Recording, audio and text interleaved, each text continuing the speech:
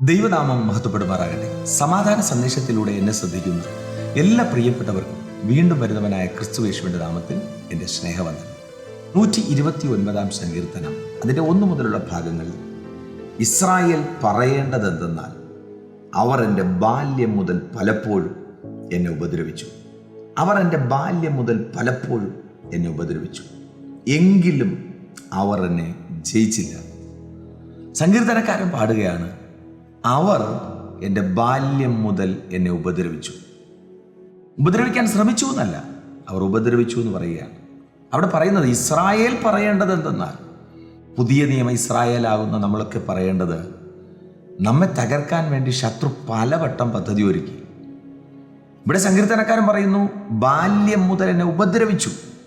ഒരു ആത്മീകൻ തൻ്റെ ആത്മീക ജീവിതത്തിൻ്റെ പ്രാരംഭഘട്ടം മുതൽ ക്രിസ്തുവിൻ്റെ പിന്നാലെ നടക്കുമ്പോൾ ഒത്തിരി പ്രതികൂലങ്ങൾ, ഒത്തിരി പ്രതിസന്ധികൾ ഇതെല്ലാം ഫേസ് ചെയ്യാറുണ്ട്. എന്നാൽ ഈ പ്രതികൂലങ്ങളൊന്നും ഒരു മനുഷ്യനെ മുക്കിക്കളഞ്ഞതായിട്ട് ദൈവജനം നമ്മെ പഠിപ്പിക്കുന്നില്ല. ആരൊക്കെ പ്രതികൂലങ്ങൾ ഫേസ് ചെയ്തോ അവരെല്ലാവരും അത് ജയിച്ചിട്ടുണ്ട്.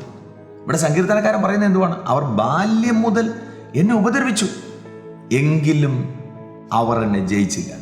പൗലോസ് എന്ന് പറഞ്ഞൊരു മനുഷ്യനെ എന്തുമാത്രം ഉപദ്രവിച്ചു. കാരാഗ്രഹത്തിനകത്ത് പലവട്ടം അടച്ചില്ലേ? അടച്ചതുകൊണ്ട് അന്നുണ്ടായിരുന്ന ഭരണാധികാരി ജയിച്ചോ? ഇല്ല.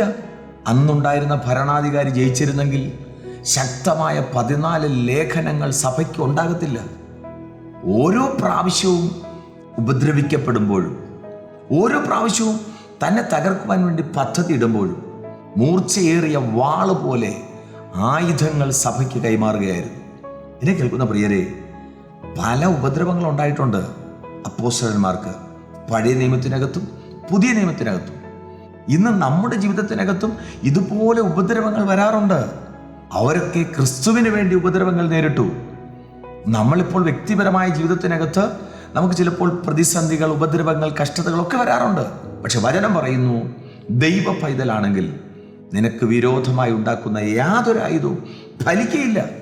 അതാ അവിടെ പറയുന്നത്. അവർ ജയിച്ചിട്ടില്ല, ഉപദ്രവിച്ചു, പക്ഷെ ജയിക്കാൻ കഴിഞ്ഞില്ല.